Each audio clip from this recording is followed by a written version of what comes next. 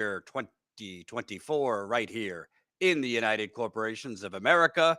And quite a lot going on, And this will be my last week for a bit, as I'll be hitting the road next week. More about that in a little bit. Real quick, Please. Jordan. Yes. Before I forgot it auto mirrors your camera, so we got to undo that because everything's backwards behind you. What do I have to do? Just click settings at the bottom. Settings. Video and untoggle mirror camera. There we go. It was a conspiracy. Yeah, we're using a new system, so bear with us. But a lot going on. I'll be on the road next week for my book, among other things. So I'll try to do as many live streams as I can this week. Please smash the like button. Please share this live stream so we can get this out to as many people. I'll tell you what, the countdown is on. We are almost at 200,000 subscribers. I believe about 500 away from 198,000. So if you have never subscribed, I don't know what the hell you're doing. Press the subscribe button. Will be very exciting once we hit 200,000. It's been slow pickings for a lot of the time here, but it's been picking up recently.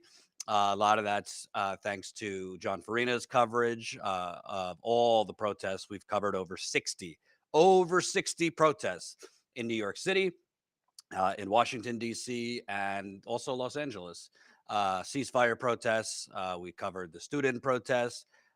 We've honestly, there's no outlet that has come anywhere close to covering the amount of protests we've covered, not to mention our continued on-the-ground reporting in Flint, East Palestine, Kalamazoo, and so many other places. I'll wait till more people trickle in to give reminders on everything coming up with my book that will be out next Tuesday, August 6th. So super excited. Have 2 events confirmed for next week in the Midwest that I'll tell you about. But first, got to start. Boy, to save democracy is the Democratic Party trampling democracy. You've heard of the Comamentum or New York Magazine. I think their cover is Camelot after, JFK, Camelot. This is Camelot. But I'll tell you what, they're essentially, this makes the rigging of the 2016 look like child's play. They have not only canceled the Democratic primary when Biden was running, but they essentially have just knighted her the Democratic nominee. And gotta watch this clip of the neutral Democratic National Committee. This is the DNC chairman on MSDNC over the weekend. Let's see if he sounds open to an actual competitive process at the DNC convention. For anyone else to file if they intended to run for, put their name in the hat to run for president now because Joe Biden had stepped down off the ticket. Did anyone else put in before that filing deadline yesterday? Well, Simone, there were some inquiring minds, but let me just say this. Kamala Harris is the presumptive nominee. She is getting overwhelming support in terms of signatures. And we see the excitement that her campaign is bringing not only to the Democratic Party, but to the country. I mean, when you think about it, we've had black women for Kamala Harris, black men for Kamala Harris, Latino community for Kamala Harris, white women for Kamala Harris, and tomorrow there's a white dudes for Kamala Harris. I have never seen this type of energy, this type of organizing, grassroots organizing in all of my years of being involved in politics. She's raised over $200 million, 100,000 plus volunteers. And the DNC is also benefiting greatly from that energy. So our vice president is the presumptive nominee. We will have the official vote on August 1st. And, you know, folks who have inquired, they have up until July 30th to get their 300 signatures. But it's good. Very interesting. Very interesting. I don't know.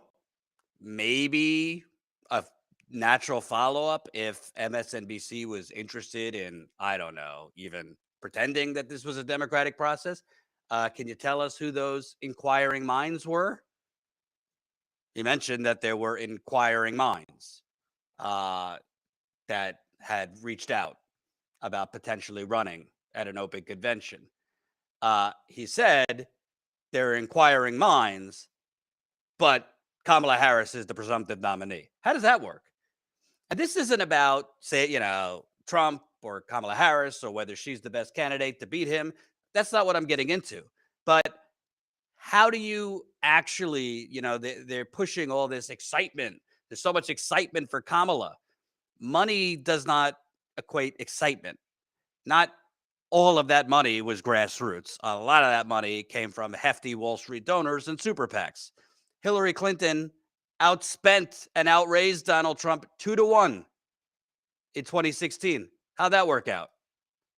So it was awesome and hilarious to hear him say, "Oh, the grassroots momentum for her," and then the next breath, she's raised $200 million. By the way, a lot of that money coming from Wall Street. I mean, it is so absurd. And we're going to take your calls, by the way, in a little bit too, if I didn't mention that. So definitely call in what you think. It is so absurd. And I believe this anti-democratic process might come back to bite them in the ass. Obviously, Donald Trump doesn't particularly care about democracy. He has said he wants to be a dictator. But there are a lot of voters, including young voters, including independent voters, including older voters, who are turned off by, coronations. They want it to seem at least like she earned it. And I don't think there's anything here that she's earned it. Colin, did you catch that? Him mentioning inquiring minds, but then shifting right away to, but she's going to be the nominee? Yeah, that was very interesting, and also him reinforcing at the end of there of like, I mean, we're gonna have technically a vote, but yeah, she'll be it. I almost felt like an undertone of like, I hope if you guys are voting here and listening to this, make sure that you vote with Kamala on that. I mean, it's truly, truly unbelievable. But it gets worse. This came out today, which gave me a lot of deja vu from my time covering the campaign in 2020. But apparently, Kamala Harris did an event with Josh Shapiro and Gretchen Whitmer earlier in Pennsylvania. Josh Shapiro is rumored to potentially be her vice presidential pick. Nothing's confirmed yet. She should make her pick in probably the next 5 or 6 days. Harris' campaign is blocking reporters from talking to voters outside the press pen here at Whitmer Shapiro event in Montgomery County, Pennsylvania. Harris' campaign. This is the party that wants to save democracy. They're blocking reporters from talking to voters outside the press pen here at the Whitmer Shapiro event in Montgomery County, Pennsylvania. Well, I do remember when I was on the campaign trail, Hillary Clinton's campaign tried to block me from talking to voters. Wonder why? I do remember when I was on the campaign trail, Biden's team tried to block me from interviewing voters. They were not successful, by the way, because I basically told them to fuck off and went ahead and did it anyway. But why would Kamala Harris's people want to block reporters who so far have been carrying her water and doing stenography for her and gleefully, basically pushing Democratic Party talking points? Why would they want to block reporters from talking to voters? Could it be speculation? Could it be that they did not want reporters to talk to voters, and then for those reporters to then report what the voters told them, which could possibly be, I'd rather Josh Shapiro as the presidential nominee. I'd rather Gretchen Whitmer. I don't know as much about Josh Shapiro, total full disclosure. I do know a lot about Gretchen Whitmer, outside of the whole folksy Michigan talk. She's horrible. I've reported on it over and over. She's abandoned and screwed Flint, Michigan. Details about that will be in my upcoming book. And she is screwing other communities, namely Kalamazoo, Michigan, by allowing a multi-billion-dollar packaging company to literally poison a poor black community. But my guess is they want to control the message. They want to control the coronation, and that coronation is Queen Kamala. And they don't want reporters interviewing voters on camera or reporting that some of these people might not be so ready for Kamala. Some of these people might be more excited for the warm-up acts, Josh Shapiro and Gretchen Whitmer. That is controlling the narrative and manufacturing consent. And how's that for a democratic process? Not only is the Democratic National Committee chairman on national television basically hiding who the supposed wannabe applicants or wannabe competitors are, but then saying this is all grassroots. See, she raised $200 million, which is not grassroots. Most of that was Wall Street and big donations and super PACs. But then they won't let reporters talk to voters.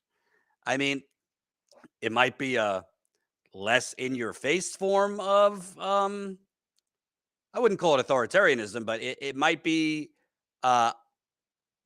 it might be more feel good and make you feel tingly and a little less sanitized version of the horrible, horrible authoritarianism and strongman impulses of Trump. But make no mistake, this is not democratic. This is rigged. From the Democratic nomination, which was not a contest, so whether you like her or not, Marianne Williamson was in there for over a year. She got more votes than Kamala Harris got in actual primaries, yet they're ramming Kamala Harris through. Have you heard in mainstream media that Marianne Williamson wants to compete for the nomination at the convention? Of course you haven't. They're not going to mention that. And I don't know. This is the honeymoon period. You're exciting a lot of folks now who were, politically slitting their wrists with Biden running. But once the honeymoon is over, I think there might be buyer's remorse that you just gave it to her. And I get it. They're going to call me a Bernie bro. They're going to say, Jordan, it's her time. It's our time. We need a woman president. We need a black female president. Listen, I have a daughter. I would love a woman president. Nothing would make me happier. I say that totally straight-faced. I say that sincerely. But what's the difference if he has a penis and a vagina if they're going to continue providing a blank check for genocide in Gaza? What's the difference what body part they have if they're going to continue being purchased by Wall Street? We're going to do a story on how homelessness is increasing in America. What's the difference if they're going to continue selling the White House and Congress to real estate developers, gentrifying the hell out of America? Who cares what body parts they have? If they're going to continue this hellscape, this economic Hunger Games we live in. If Kamala Harris came out today saying, I'm for Medicare for all, and I would take executive action to declare it, and actually it was believable, I'd be ready for Kamala, and I'd be standing for her. But that ain't going to happen, and I don't know if I'd believe her anyway. If Kamala Harris broke with Biden on Israel and Gaza, if Kamala Harris came out and condemned what I believe is a war crime, how Israel literally blew up a water plant that serves 1 million Palestinians water, have you heard anything from Kamala Harris about that? Not a peep. So this is all just, it stinks to the high heavens. It stinks to the high heaven. I'm sorry to be the Debbie Downer because I know, as the DNC chair said, there's white men for Kamala and there's black men for Kamala and there's, everybody for Kamala. Well, at the end of the day, doesn't really matter what the national excitement is. It matters what the excitement is in about 4 or 5 states. And there's a lot of people that didn't vote in 2016 because they didn't like the process where Hillary Clinton was anointed and the DNC threw their whole body on the scale for Hillary Clinton over Bernie Sanders. Just saying, seems to have a lot of deja vu going on right now from 2016 to now. I want to show you this. This reminder, this is what Pelosi said right before Biden dropped out. Pelosi was on the record wanting an open nomination process before She consulted her donors and they said, Night Queen Kamala. In a meeting with fellow California Democrats last week, former Speaker Nancy Pelosi stressed the need for an open process to choose the party's next nominee if President Biden steps aside in an effort to avoid the appearance of a Kamala Harris coronation. This was July 19th, literally like a week and a half ago. How times change when the Wall Street money starts flowing in. The discussion in that meeting of the California delegation, which includes 40 members, took place in the Capitol on July 10th, at least partly focused on the complicated next steps of the Democratic Party if Biden left the ticket. Obviously, Biden did leave. And they specifically talked about the potential political downsides of party elites quickly crowning the vice president as the next nominee, according to 4 people familiar with the discussion. Pelosi was one of several California Democrats who stressed that an uncompetitive process would turn off voters, according to those 4 people.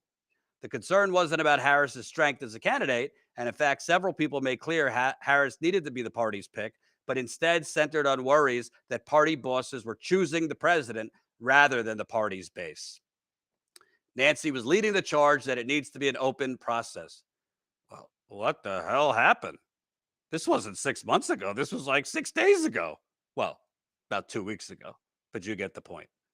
Say what you want about Nancy Pelosi. I think she's a despicable Washington, D.C. monster, but she's not a political idiot. Her instincts, at least on some things politically, are pretty good. So the fact that she felt this way before Biden dropped out and then quickly fell in line tells you her bosses told her, shut up, get in line. But I don't think she was wrong. The fact that this is, and by the way, after the honeymoon period, and again, the honeymoon period will end because Donald Trump is not going to be shy with the racism and sexism. There is going to be an all-out assault, verbally, not physically, on Kamala Harris, and it's coming in 5, 4, 3, 2, 1. And there's going to be a lot of opposition research and all sorts of negative stuff coming out about her. So, much of it will be racist. Much of it will be sexist. Much of it will be nativist. I'm sure there will be some birtherism mixed in. A lot of it will be on policy. But the fact of the matter is, you're going to lose that excitement because you didn't have a democratic process, because you didn't have an open competition, because Biden blessed her and endorsed her, and then everybody else fell in line. You would have had more excitement if you actually had an open process and a competition at the convention. Oh my God, if you had an open process and actual candidates making speeches at the convention and the votes actually meant something, and there'd be wheeling and dealing, you'd have probably millions more viewers tuning in to the Democratic National Convention if it was an open question who was going to be the nominee. And they would actually, after the candidates, whether they meant it or not, they probably would have actually had to propose more than just Trump's a fascist, Trump's going to burn democracy, here's our policies, here's how we get universal health care, here's how we take it to Wall Street. Again, most of it would have been theater, but they would have actually had to try to persuade. There would have been excitement. There would have been buzz. By getting rid of that, not smart, in my view. So proof will be in the pudding. And again, I'm going to take your calls in a little bit, so I would love to know your thoughts. Before we move on to our next topic, reminder, my first full-length book is out a week from tomorrow. We the Poisoned, exposing the Flint water cover-up, the poisoning of 100,000 Americans. I am so damn excited. I could hardly contain myself. I put 8 years into this story, 21 reporting trips. Some of them, Colin was with me. I don't even know, hundreds of hours on the phone with residents. And I believe this book is going to expose, in my view, based on my reporting, the biggest government cover-up of the 21st century. I believe this makes Watergate look like child's play. If you've already read it, because some of you pre-ordered it, I would love your reviews and we could pump that out on social media. So if you've already read it, email us or you could just email me directly, jordanchariton@statuscoup.com, jordanchariton@statuscoup.com. Let me know your reviews, and we will put it out on social media so we can get some buzz. How many pages? I have it right here, so I could tell you. I thought it was. I honestly, when I wrote it, I thought it was going to be like 1,000 pages, but it comes out to 237 pages. 237 pages. So should be able to read it. Depending how quickly you read. There will also be an audio version for those of you who love to listen to books. So I'm super excited. It will be available in all bookstores, all major bookstores. And on Tuesday, August the 6th, the day it's out, I will be in Flint. We're doing a book event at Comma Bookstore in Flint. I'm going to be interviewed by journalists. No, that's the 7th. So you mixed that up. August 6th, I'll be at Comma Bookstore in Flint. Journalist Kayla Rubel will be interviewing me. So that's at 7 o'clock. We'll fix the graphic. We got all week. So I'll be in Flint, Comma Bookstore, 7 o'clock Eastern. Fellow Michigan journalist Kayla Rubel will be interviewing me. So if you're in Flint, Detroit, driving distance, come on down, Comma Bookstore, 7 o'clock Eastern for that. I'll be signing books after. Then the next night, I'll be in Cleveland. Nina Turner has generously agreed to interview me. So that will be at Loganberry Bookstore, August 7th at 6:30 Eastern. So I believe that's in Cleveland Heights. So if you're in driving distance to Cleveland, come on down. She'll be interviewing me at 6:30. We also have events scheduled in September, which I'll tell you about later. And I'm trying to line up some more stuff. Not easy to book stuff in August with people on vacation and whatnot.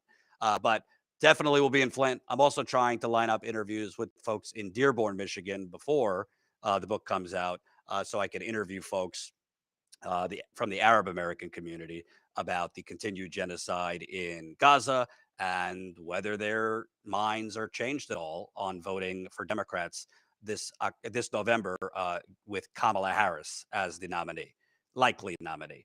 So hopefully I'll be able to interview folks in Dearborn before the book comes out on the ground. Also going to try and stop at East Palestine. In East Palestine. When is the event at the Strand? Chris, you break my heart. Yeah, canceled. Susan Sarandon got called away, unfortunately, work, I guess a show she's shooting or something like that. So she had to go to Europe. So I had to cancel the one in New York.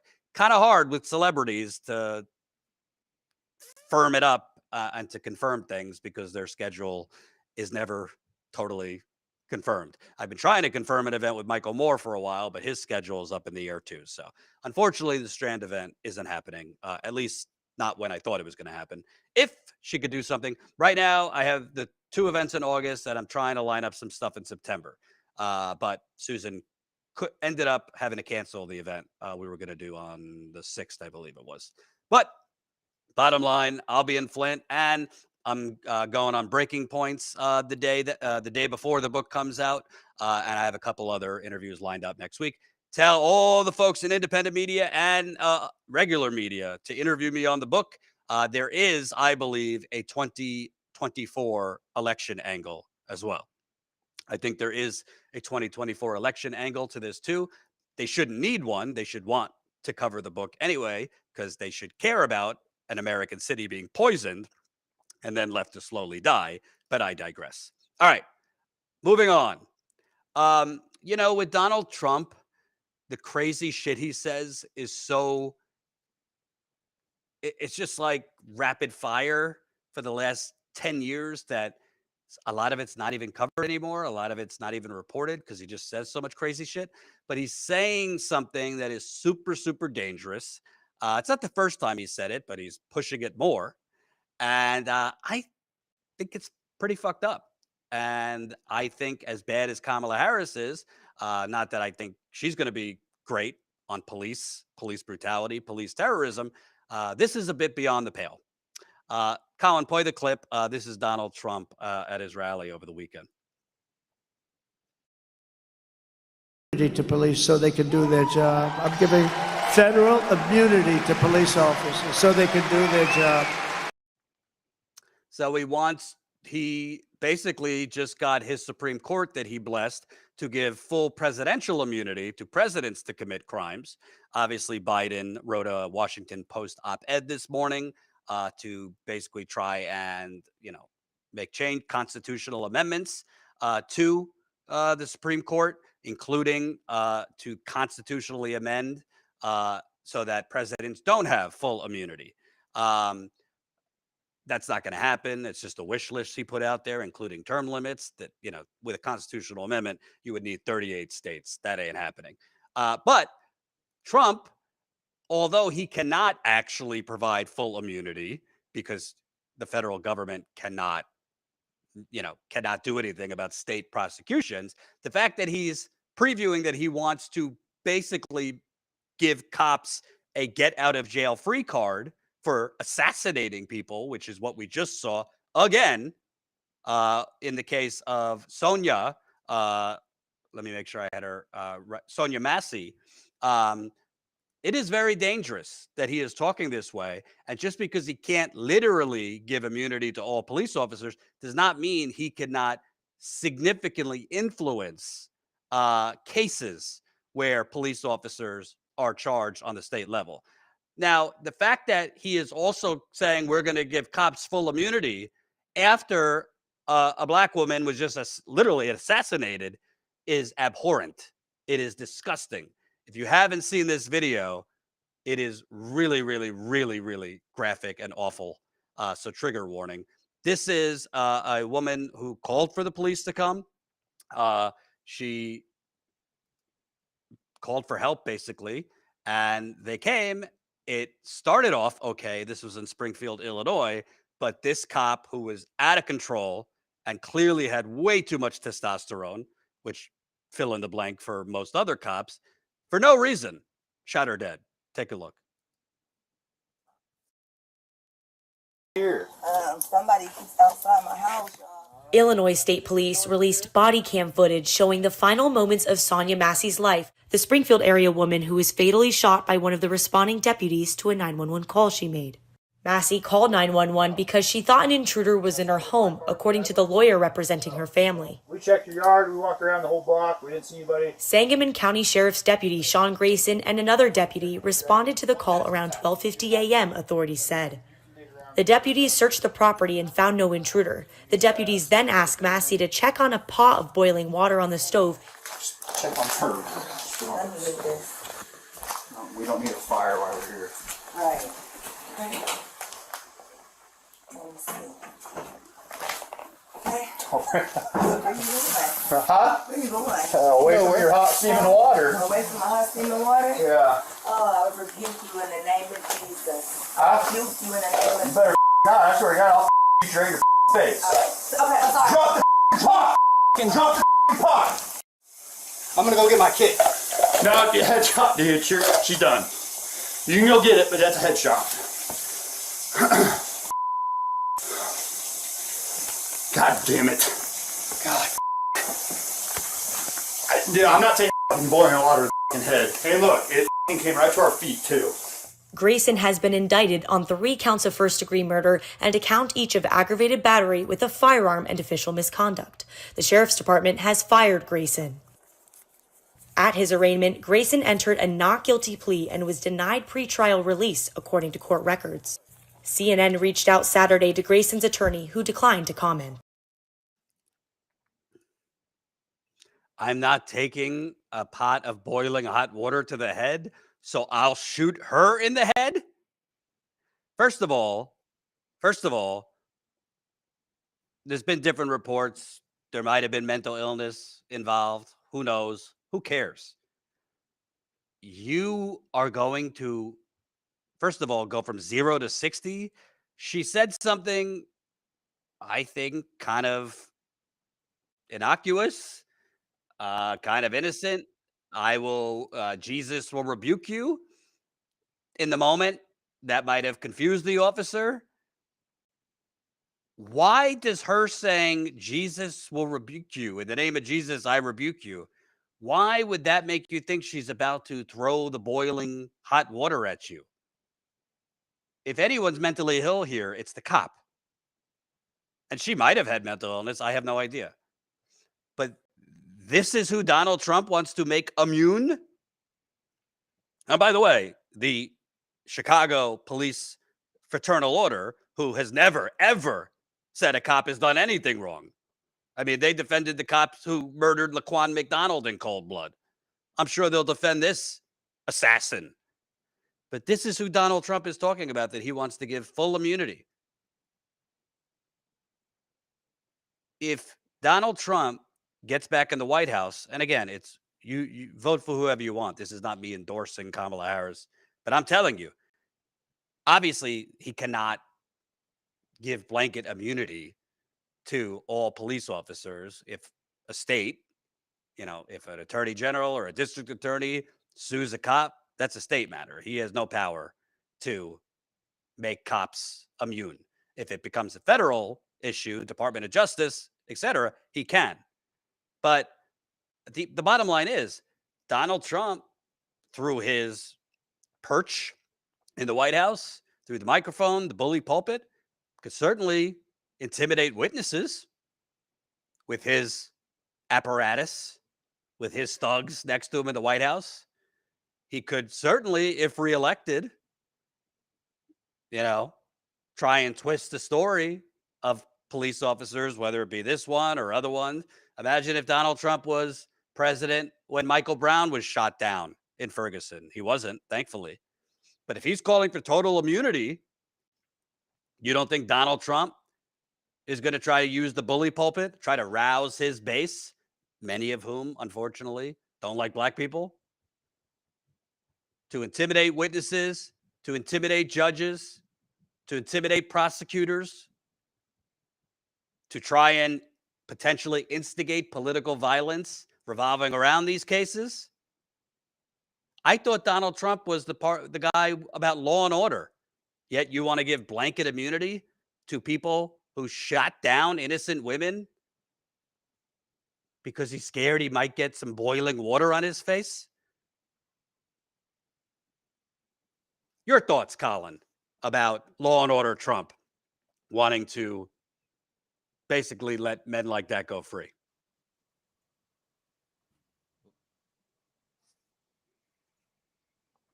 Still getting the hang of this. Sorry. It's honestly already concerning because they essentially are very close to that already. In addition to the qualified immunity, they're already protected a lot of times by their own police force and all that. So they already have this sort of unspoken immunity, but to even suggest that it will be made official, even if he doesn't, just that rhetoric alone, if he was president, will only make that problem so much more exacerbated than it is right now. Well, I also think, again, even if he can't, if he cannot do it legally on the state level, I mean, the federal government doesn't have any power over state prosecutions, certainly will give police even more leeway than they think they already have. You don't think cops, who might not be the sharpest tool in the shed, we got Trump behind us. If the district attorney here tries anything, Trump will send in, Trump will back us up. It's kind of like what Biden had. We saw this in real time when all Biden did was he did out a tweet essentially condemning the pro-Palestine protesters and praising the Zionist ones. And literally ever since then, we saw the violence and assaults ratchet up both with the police and the pro-Zionist protesters just from one tweet from Biden. Imagine constant rhetoric like that on a daily basis. And by the way, we've already seen Trump dispatch the military. Remember that. Trump dispatched the military against the protests in D.C. when he was president. You don't think he would do that again? Let's say if there was a George Floyd level protests, George Floyd, the criminal trial against Officer Derek Chauvin. You don't think Trump, who wants qualified immunity for police, Trump, a reelected Trump, who would, if he's reelected, he would pardon himself in the federal cases. There would be no risk to Donald Trump. The Supreme Court has already said he could do whatever he wants. He would try to do whatever he wants. And frankly, if the Republicans get control of the House and the Senate, I wonder if they would try and change the law so that the federal government might have some power over state prosecutions. They're all about states' rights until they get in power. So just because right now Donald Trump has no power, or the federal government would not have power to give officers full immunity, criminal immunity, in terms of state prosecutions, it doesn't mean that Donald Trump cannot have a major impact or instigate more violence around major murder cases. That's the last thing we need. That doesn't mean Kamala Harris is great in terms of police, in terms of actually reining in this police terrorism. Not much is going to change with Kamala Harris. But objectively, by what Trump is calling for, it does sound like it could get a lot worse. A lot worse. All right, I'm going to move this other story to another night so I could start taking your calls now. Let me go to the call-in studio. Colin, if you could put up the number for calls. Get started now. Home. Log in. Info.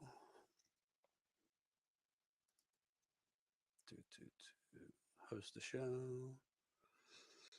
Save and start.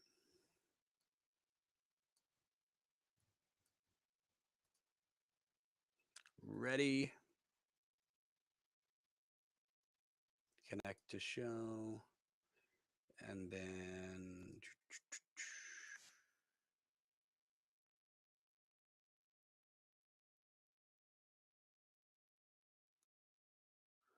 all right, you should be able to see it, Colin. And welcome, new member FISA signed up. So welcome FISA as a new member. We're probably going to do a members call this week before I hit the road, by the way. So we'll probably do our monthly Status Coup members call this week before I hit the road. Members do get to join us on that monthly members call. It's a video call, so you'll be able to join us. You don't have to be on camera if you want. You can mute your camera. So I'm happy to answer questions on the book or anything else. So I'll probably do that towards the end of the week. All right, let me take the first call. Charles. Hey, can you hear me? I can. Hey, I live in Montgomery County, Pennsylvania, and I guess Pennsylvania is like the most critical state for the election. And I am not voting for Kamala. That's where they were today. That's why I mentioned it. Yeah, but that's like more relevant. But basically, I'm not voting for Kamala Harris. Tell me more. That's what I wanted to say. Excuse me? Tell me more. Why are you dead set a no? Why would I? Neither party. You want to vote for somebody to represent you, but as you know, the parties, they don't represent the average person. They only represent the donor class. The whole thing's a facade. It's fake. It's not. It's just a show to make people think like they have a choice. But it doesn't matter if you vote for Trump or Kamala Harris. They have the same donor class. They represent the same donor class, so it doesn't matter. It's just a facade. If I was going to vote for anybody, I'd vote for Jill Stein. I'm not sure if she's on the ballot in Pennsylvania, but I would never vote for Kamala Harris. Well, she's just, I can't stand Kamala Harris. She's like basically scratching the chalkboard with your fingernail. That's how much I hate Kamala Harris. I mean, she's just such a fraud. But I wouldn't vote for a Democrat. It doesn't matter who they put up because they're all the same. They all represent the donor class. So it doesn't really matter. Like kind of like Chris Hedges, his philosophy. He doesn't even waste his time talking about Republicans and Democrats. He talks about the system, and Trump and Kamala Harris are just a symptom of the system. They're the liver spot, not the liver disease. So it's you can't blame Trump or Kamala Harris. It's the corrupt system that vomits up these characters, basically. Right. I also think it's not surprising. I mean, she's been running now for what, like a week and a half, and I haven't heard one actual policy that she's proposing. I'm not saying I would have actually believed she's going to try and follow through, but at least fake it. She hasn't proposed one policy. All she has talked about is, her ad was about freedom. What freedom? Who's got freedom in America? Yeah, it's just platitudes because they don't have nothing to offer. So I mean, they have to resort to, identity politics and DEI and talk about stuff that only affects like 0.001% of the people, like the transgender stuff and That's just all nonsense. I mean, they don't talk about like real issues, like the stuff that you report on, like the people being poisoned. I think that's more important than talking about DEI and trans women in sports. How many people does that affect in the country? Like 3? You see what I'm saying? They rather talk. They want to divide people, so they talk about stuff like that. So so basically, yeah, she doesn't represent the people. She's a fraud. She's just gonna. And even if they do say stuff, they're not bound by it. It's like for my job, if I go on a job interview, if I say I could do X, Y, and Z, if I can't do X, Y, and Z, I get fired. Right. Whereas they could just say whatever they want just to get it doesn't matter. Like even if they say they're going to do something, like Barack Obama, like he was hoping change, but when he got in the office, he was to the right of Ronald Reagan. Right. So it doesn't really matter. It's just, I also think the other. I mean, there's a lot of issues, but I also think one of the issues is, I think they are very convinced because, they all have these pollsters and consultants in their ears, and most of them are just grifters cashing in on big checks. They really think that this using the word convict is going to work. And by the way, I mean, Trump should have been a convict a very long time ago for many, many things, including money laundering. But that's another story. But I don't really think most Americans particularly care that much about the specific thing he was convicted for. It's very vague. It's like tax stuff and paying off a porn star and campaign finance violations. I don't think most they're very excited about we could do prosecutor versus felon.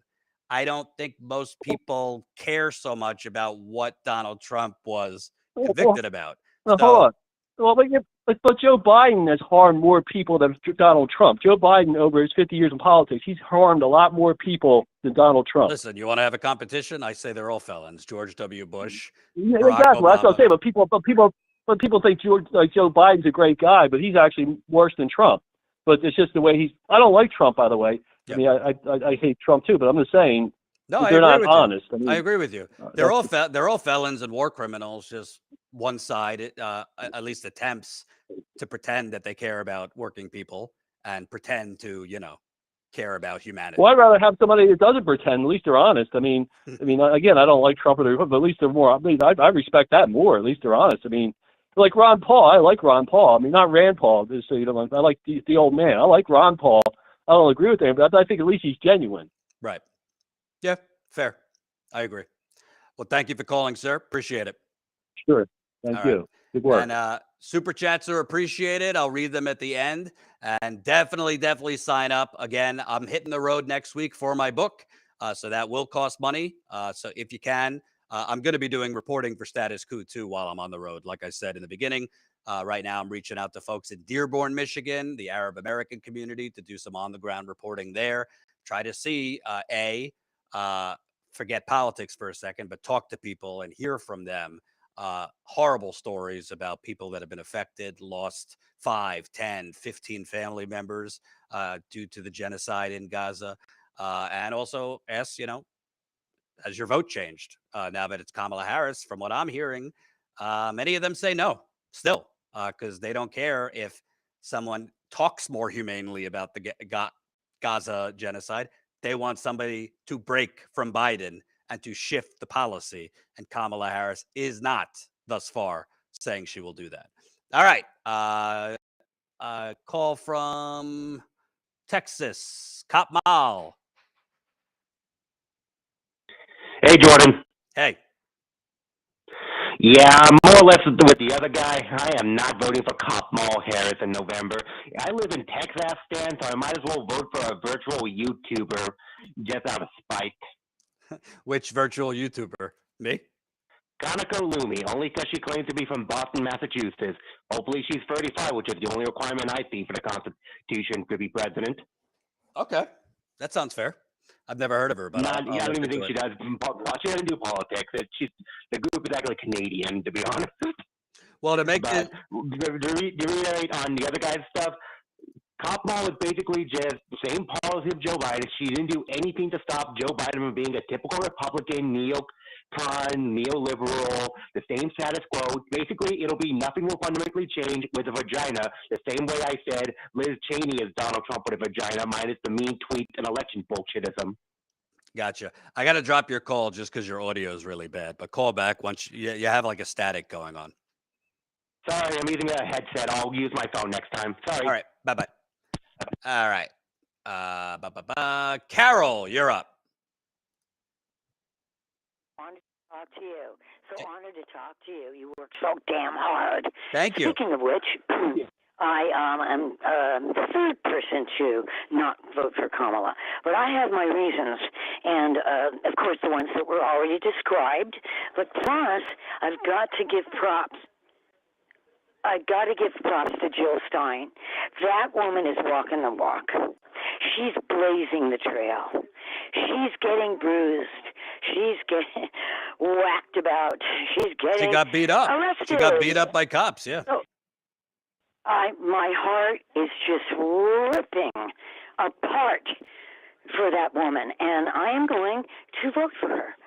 Now, realistically, of course, we all know what's going to happen, kind of. So, once again, it's always the fear, oh, it's the most important election, da-da-da-da-da-da. You know, this bull crap. We have to blaze the trail. Here's my vision. We have to blaze the trail to a 3-4-5 party system. We've already seen two brilliant examples in France and in England. It works. We have to have a voice. The third party will have that voice. The third party will pressure the other two parties. But realistically, it's just beginning now. And I think that the students, the universities, and all the horribleness, and I hate to say it, but the worst, this genocide, this endless bloodletting is just going to keep the pressure on. It's going to keep it on. The students are coming back. It's not going to end. We don't know how it's going to, get, the example they're going to give us this time, what actions they're going to take this time. It will not end. And that's what I think. And you're from California, so obviously you're familiar. I am. I'm from San Francisco, actually, which is another kind of an ironic playground here. The house where Kamala, stayed, and he's was against marijuana, and all the jailings and all the look. How could somebody that did what she did? I'm not going to talk about my personal thing, but it wasn't great. Mm-hmm. The marijuana charge was ridiculous. All you do, you pay the lawyer, and then it goes away. But I was lucky; I had some money. But I don't trust her. Yeah. Well, to me, there's two types of dangerous people. There's a dangerous type of person that actually believes in dangerous things, and there's a type of person that doesn't believe in anything. She comes across to me as the type of person that doesn't believe in anything. I think she just wants power and has always tried to rise up ladder. That's what she believes. I think Trump is the same way. Trump is the same way. I mean, Trump was a Democrat forever. And he shifted because he saw the political winds and thought that if I just, kind of play the racists and, the people who have been left behind by this neoliberal hellscape, then I could, get in there. Kamala Harris, I mean, she signed on to Medicare for all, late. She launched her campaign, I'm for Medicare for all. She moved away from it within 48 hours after donors got pissed. I mean, she's moved away from a lot of things that she claimed she stood for. And reporters have basically claimed they don't really know what she truly believes. And when you don't know, when you have someone who's so flexible on ideology and policy, then that means she's going to have her strings pulled by whoever gives her the most money. And that's same old story. Exactly. Yeah, same story. And I think Trump is a danger. And I'm not telling anyone what to do, but to me, whether it's Kamala Harris or Trump, the real action to actually structurally change something in this country is what's going on with organized labor. The fact that there's talks right now about trying to line up different industries to go on strike together in the next 3 years for some type of general strike. That's the only way I believe we're going to get some structural change here, because if you actually hurt the real powers of America, who are not Biden or Trump, it's the donors. And the way you hurt them is by getting major industries to go on strike together. And that's what should have happened with the railroad. Yep. And now the John Deere people. Yeah, exactly. The John Deere, you're the only one who's reporting on it. Isn't that sad? By the way, the John Deere worker, Chris, who I just interviewed, he offered to be a roving union reporter for me in the Midwest. So I'm talking to him about doing something. Because here's my last thought, because I know people want to talk to you. My last vision is to do, again, I'm going to refer to France. What do they do when they want something? They stop the city. Yeah. They stop it. And that's all it would take. And that's the problem with this country. There's too many comfortable people. And then there's the people that aren't comfortable. So what is bothering these people? The fear? Are they that afraid? Could that be why we can't get a general strike? I'll leave it at that. I'm going to hang up. You can answer the question. Thank you. Appreciate it. Thank you a million. I've said for a while, the only difference between France and us, they have strong labor unions, they have strong regulations, and they have universal health care. It's a lot easier to go on strike if you're not afraid that you're going to get fired from your job. And if you got fired from your job, you're not going to lose your health care. I mean, if you did a, unscientific survey, I would guess 70% of people, a major calculation of being in their jobs is not even that they like their jobs. It's to keep their health insurance. And most of them, the law should protect you and is supposed to protect you for, protests and things like that. But a lot of people are scared to go on protest, to lose their job and lose their health insurance and other benefits. France doesn't have that because they actually have safety nets. Same thing in the UK and elsewhere. That's the main difference. And that's why I've said there's strength in numbers. If enough people just said, fuck it, we're not paying our rent. We're not paying our healthcare bill. What are they going to arrest all of you? But people live in fear. And that's how the capitalist system and the status quo thrives, by keeping people in economic fear. It's a really sick system. All right. Cop Mall, you're back. All right, I'm back. Much better. Anyway, I wanted to talk about, I think liberals are getting way too cocky on Cop Mall being the new candidate by just looking at poll numbers, acting like it's already game set magic and Trump. I'm quoting Farron Collins from Ring of Fire, who's saying that she's overperforming while Trump is just going downhill after setback after setback after setback.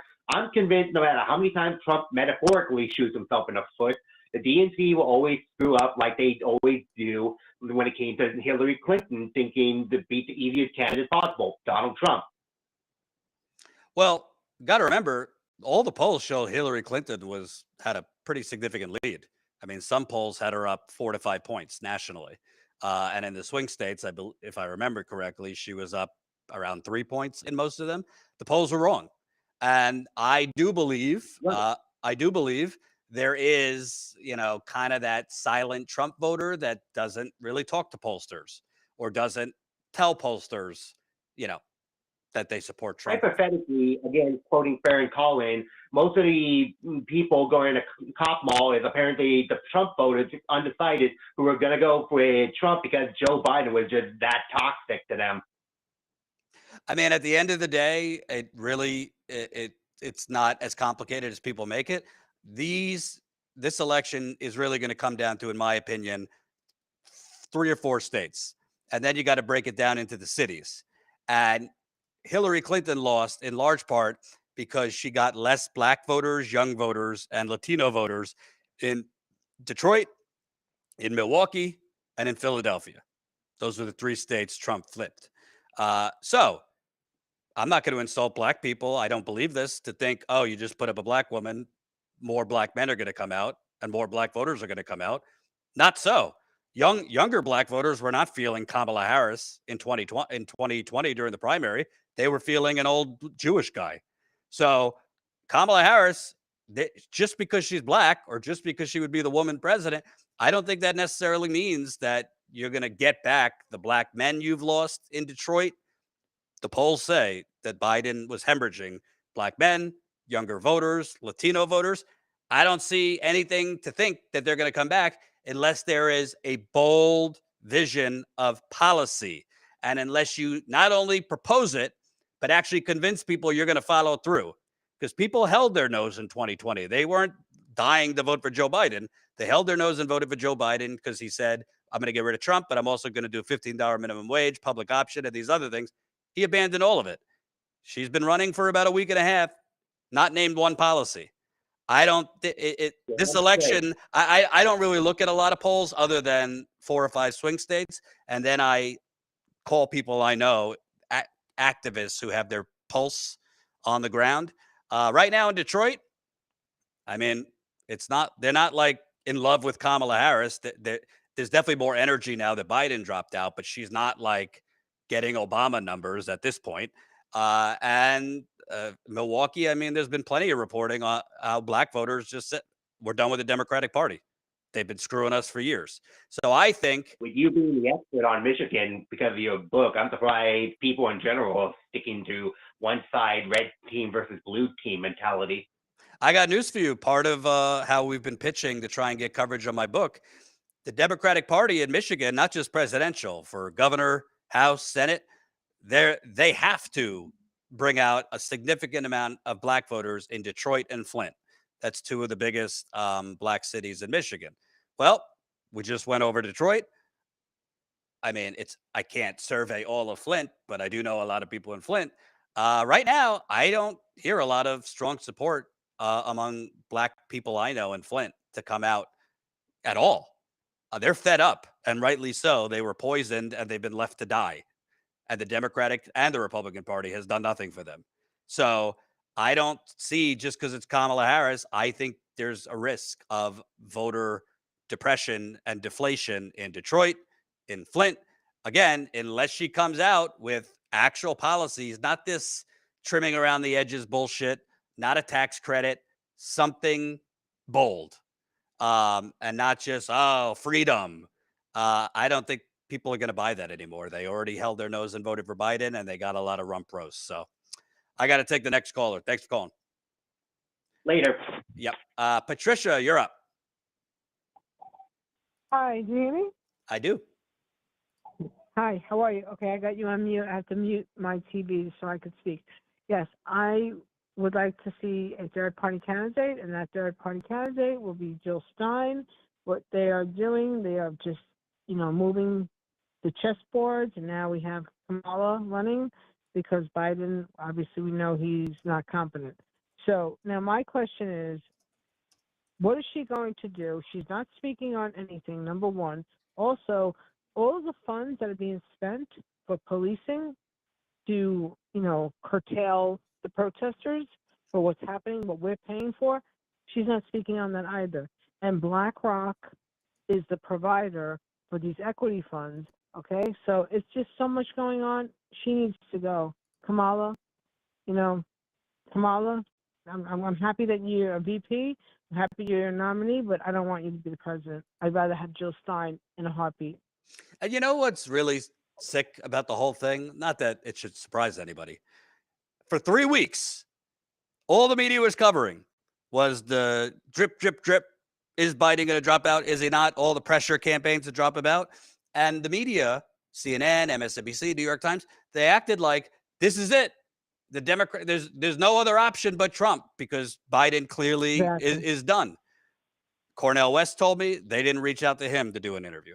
Jill Stein told me, other than one outlet, none of them reached out to her. There were other options, but the corporate media is designed to lie to everyone and make you think there's only 2 options because it's the 2 corporate options. That was the time. If they were really so worried about democracy and Biden was not going to drop out, they should have said, well, maybe now is the one case that we should really consider a third party option. And they could have held a debate between RFK, Cornel West, Jill Stein, whomever else. They wouldn't do that.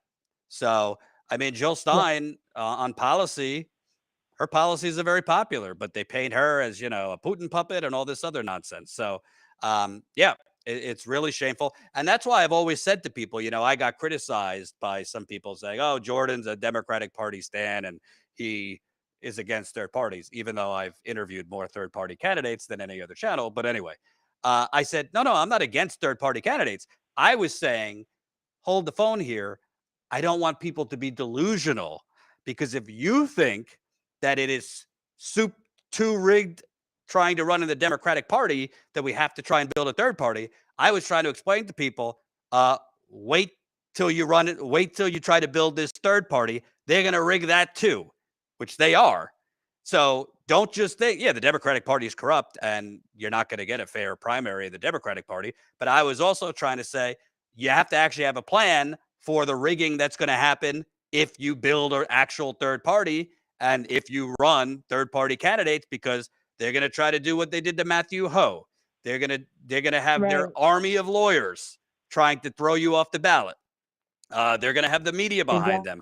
And this is what I asked Nick Brana back in the day, you know, before he became what he is now. What's your plan for all this? There was never an answer. So it's not enough to actually get excited about having a third party. I'm all for having a third party, but let's not be delusional that, oh, it's only going to be rigged here, but they're not going to try to rig it against a third party. You have to have a strong infrastructure. You have to have a strong media apparatus too, to prop up a third party. It's not enough just to get on the ballots. How are you going to get media coverage? How are you going to compete and deal with the fucking, you know, $20 million legal army they have? I mean, it's a lot. The cesspool. Exactly. Cesspool. Exactly. But thank you for taking my call. You have a great day and enjoy your show. I always watch it. All right. You too. Thank you. All right. This one's from California, Harris Rising.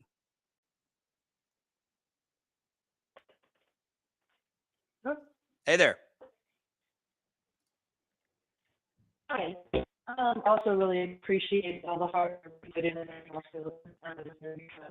I'm in Georgia, not California. But I was wondering if you think that Kamala Harris can maintain this sort of surge in the polls that she's gotten, the bump that she's gotten since she first entered, after she's done a few interviews and people. Your connection's pretty bad, so I got to drop your call. But I heard enough that I could at least answer you. No, I don't think the momentum is going to keep up. I think this is the honeymoon period, and I think you're about to see an all-out. I mean, if remember just the shit that came against Obama, I think it's going to be 10 times worse. I think they're going to go back all the way to when Kamala Harris was young in politics in San Francisco. Frankly, there's been rumors that, you know, I don't know whether they're true or not, but there's been rumors of some, you know, intimate relationships she might have had. It shouldn't matter, to be honest with you. It certainly doesn't matter for men, but they're probably going to hit her with this and claim that she, you know, worked her way up in politics, in doing certain things. Again, I think that's below the belt, but they're going to do that.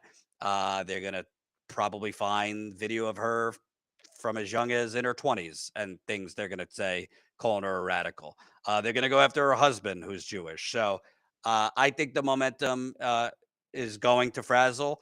And I'm not sure Kamala Harris is, I don't know if she's the strongest mentally not to crack under unprecedented heat. It takes, you know, it takes a certain type of character to deal with that kind of political heat from all sides. The Fox News, the right-wing podcast machine, the right-wing YouTube machine, the super PACs, the Steve Bannons, you know. So the momentum will dry up, and there's going to be negative stuff that comes out about her. And by the way, let's not forget, she's had a lot of turnover in her vice president's office. I mean, they have lost a lot of people and gone through a lot of staff.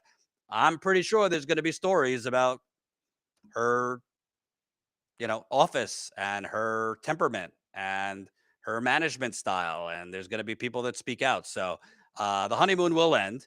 But there's also, you know, Donald Trump is Donald Trump. And as much as he goes out there and speaks, stuff will come out about Trump. The problem is the stuff about Trump is already baked in. And most people his base doesn't care. They love him for all the terrible stuff. So it's really about independence. Will something new come out about Trump that sways independents against him? I don't know. I think this debate is actually going to matter a lot. I think the debate between them will matter a lot. There might only be one debate. I don't know. But I would definitely say this debate is going to matter a lot. Kamala Harris has proven through the debates during the 2020 primary, she can get in a zinger or two in there. So if she can show that she could stand toe to toe, remember, most American politics, sadly, is not about policy. It's about optics. And people in these debates generally respond to their feels. It's not that they don't care about policy, but they want to feel something. They want to feel that Kamala Harris is tough and could go toe to toe with Trump. So if she could do that, I think she'll have a chance. But I do not think she'll be able to keep up this momentum, unfortunately. All right, got to wrap the calls because I got to go watch my baby girl here. Colin, do we have any super chats that I did not see?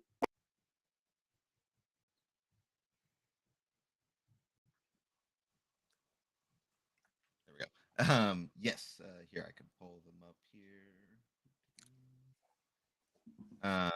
Oh, real quick before I forget, I forwarded you an email because some people were mentioning they wanted to hear on the topic of the Venezuela election and stuff, so they actually forwarded a guest recommendation for that. Okay, I'll look at it. I will look at it and try to get whomever they're recommending on.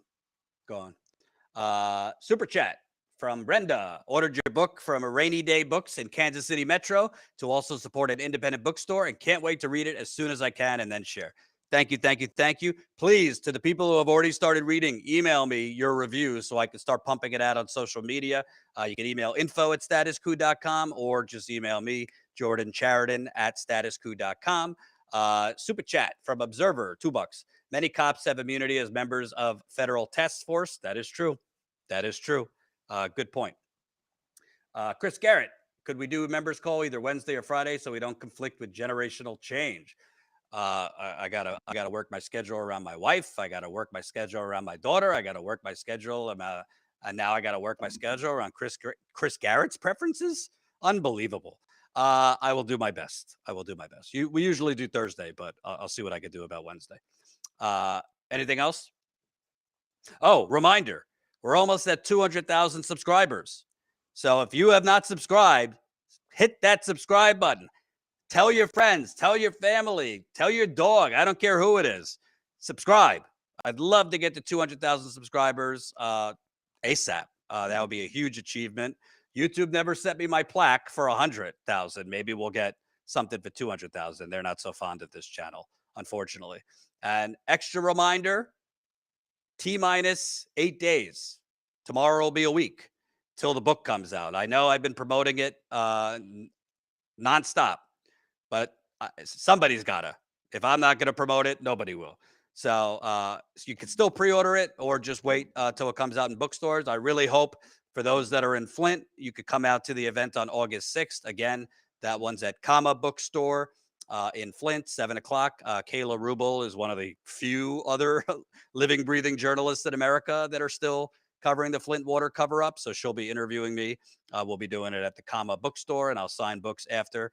And then the next night I'll be in Cleveland. Nina Turner is kindly, generously interviewing me. So that'll be at 6:30 at the Loganberry Bookstore. Both of these bookstores are independent. Tried to go for independent bookstores. In September, I'll be doing an event with Crystal Ball, September 8th. And we're still trying for events with Michael Moore and others. So if you're in Flint or Detroit or driving distance to Flint, if you're in Cleveland or driving distance to Cleveland, I hope you can make it out. I'm going to see if we could record these events as well for the people that can't make it. Thank you for watching. Please sign up as a member if you have not. StatusCoup.com/join. We do need to grow our membership as well. That's StatusCoup.com/join. Sign up for as low as $5 a month.